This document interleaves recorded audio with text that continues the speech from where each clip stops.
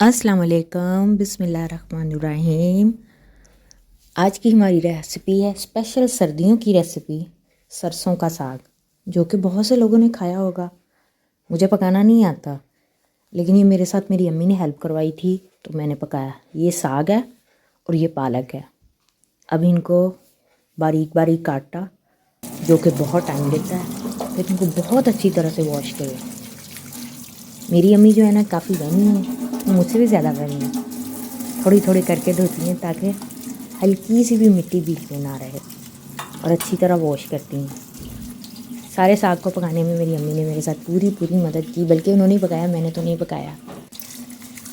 और हमने इसके लिए बर्तन जो है ना सही बड़ा लिया। बड़े बर्तन का ये फ़ायदा होता है कि जब आप लोग बड़े बर्तन में खाना पकाते हो, कुछ ऐसी डिश जो बहुत टाइम लेती है पकने में, तो उसके बॉयल होने का या बार बार बाहर निकलने का डर नहीं होता। इसलिए इसको साग को धो के ना उसमें अच्छी तरह से डाला गया। और बाद में तकरीबन इसमें नॉर्मल आंच, वैसे तो सर्दी है आजकल, और सर्दियों में आप लोगों को पता है कि गैस बहुत तंग करती है, इसलिए चूल्हा तकरीबन इतना ही चल रहा था, मीडियम आंच पे। अब ये हरी मिर्च ग्राइंड करके रखते हैं। ये अभी तक डाली नहीं, लेकिन इसको ग्राइंड करके इसलिए दिख रही है, कई बार बिजली का इशू होता है जिस वजह से मिर्चियाँ ना ग्राइंड नहीं हो पाती।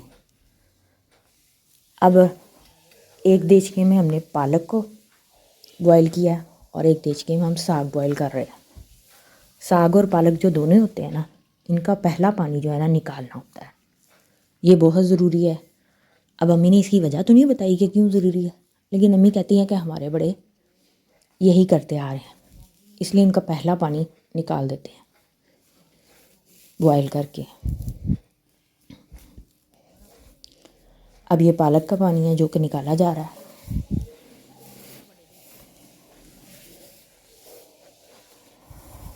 अब ये साग है। अब इसके बाद साग भी ज़रा अच्छी तरह, तकरीबन इसको पकाने में हमने लेने होते हैं कोई 15-20 मिनट। 15-20 मिनट में कहते हैं साग के अंदर कुछ ऐसी चीज़ होती है जिसका पानी निकालना ज़रूरी होता है पहले, इसलिए ये पानी निकाल दिया। अब इसका पानी भी हम निकाल देंगे।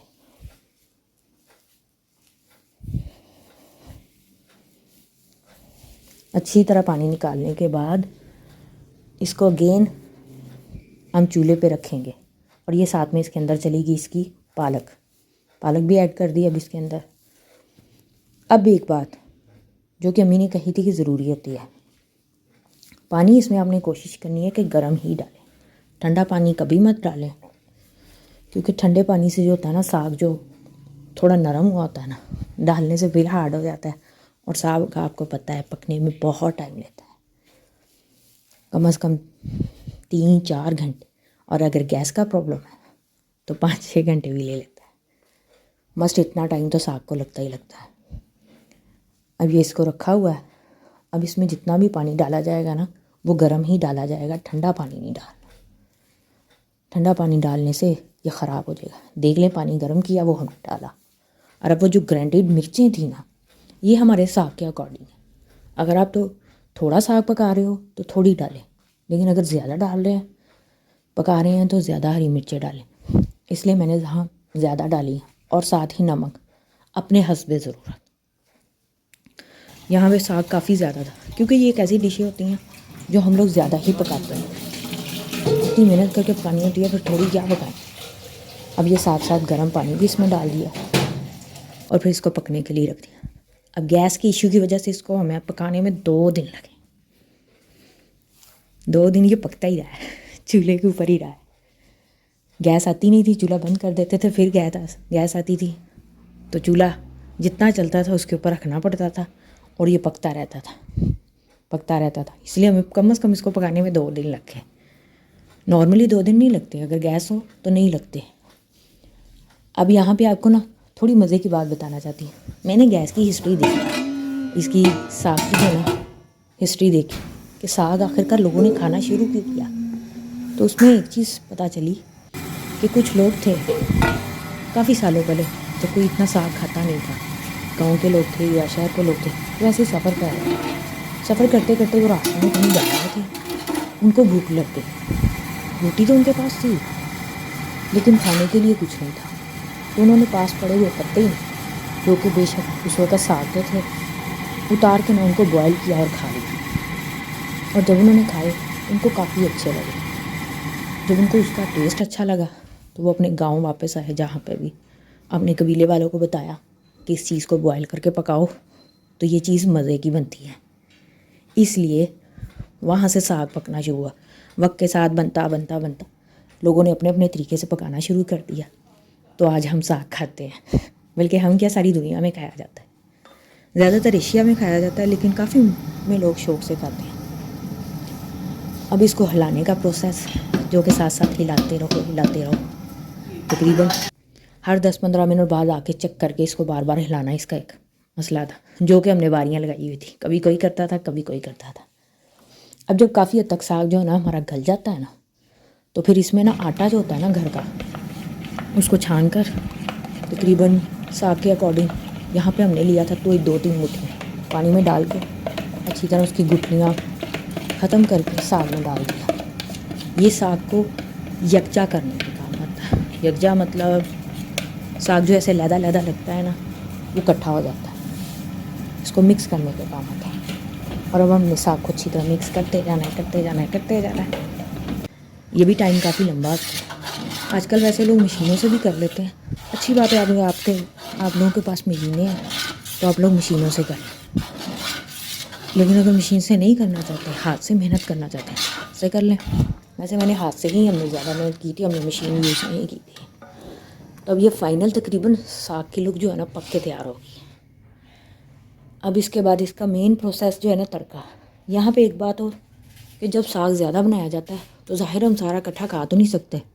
कई बार तो हम लोग अपने रिलेटिव्स को भी देते हैं, रिश्तेदारों को देते हैं। और जो लोग ये नहीं करते उनके लिए एक बेस्ट ऑप्शन होता है कि इसको जो है ना फ्रीज़र में फ्रीज़ कर दें, कंटेनर्स में डाल के, किसी भी प्लास्टिक कंटेनर में, जैसे फ्रीज़ करना है।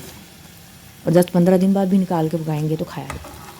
अब ये घी है और घी में सिर्फ अदरक है। अब लोगों के हर जगह के तड़के अलग है, इसलिए तड़का आप लोगों की अपनी मर्ज़ी है। अब मेरा साग के अकॉर्डिंग ही था, इसमें अदरक था, अदरक डाला, मैंने घी डाला और नमक और मिर्च हस्बे ज़रूरत थोड़ी सी, क्योंकि ऑलरेडी साग में हरी मिर्च और नमक थे। अब साग को अलहदा डाल के फिर ठंडा हो गया था ज़ाहिर, फिर गर्म किया पहले और तड़का मैंने अलहदा बना लिया था। आप लोगों की मर्ज़ी है, आप उसी बर्तन में तड़का बना के उसमें साग डाल लें, जो किसी को आसान लगता है करे। ये तड़का इसके अंदर चला गया। अब इस तड़के को भी तकरीबन 5-10 मिनट फिर पकाना है ताकि ये जो तड़का है ना इसके अंदर अच्छी तरह मिक्स हो जाए।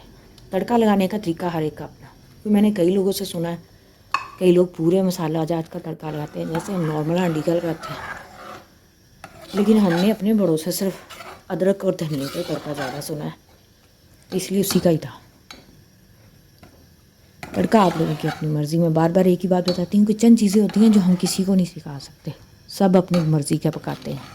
हाँ, हम सिर्फ तरीका बता सकते हैं, बाकी किसी को कुछ नहीं सिखा सकते। खाना तो हर एक ने अपनी मर्ज़ी से है ना। मैं वीडियो काफ़ी देर बाद बना रही हूँ तो इसलिए वीडियो बनाने में मुझे परेशानी होती है, मैं भूल जाती हूँ मैंने कहना क्या। अब ये धनिया डाला है, क्योंकि तकरीबन जब साग रेडी हो जाए ना तब धनिया डालते हैं। ज़रा धनिया वो अंदर है नज़र आता, अच्छा लगता। अब ज़ाहिर है कि सीज़न था तो ये इनको कहते हैं हम पूके पंजाबी में, लेकिन वो जो होती है ना ये लहसुन के ऊपर वाले पार्ट होते हैं, हरी लहसुन। जब हरी लहसुन का और धनिया का तड़का अच्छा लगता है, अगर आपको भी अच्छा लगता है तो आप लगा सकते हैं। तो अब तकरीबन हमारा तड़का लग के ये रेडी हो चुका है। अब आप इसको मकई के रोटी के साथ, पराठे के साथ, किसी के साथ भी खाएं, ये आपकी अपनी मर्ज़ी है। और अगर आपको मेरी रेसिपी अच्छी लग रही है और समझ आ गई, और कुछ ना समझ आए तो आप पूछ लिया करें। वैसे भी मैं काफ़ी देर बाद बनाने की वजह से कंफ्यूज हूँ।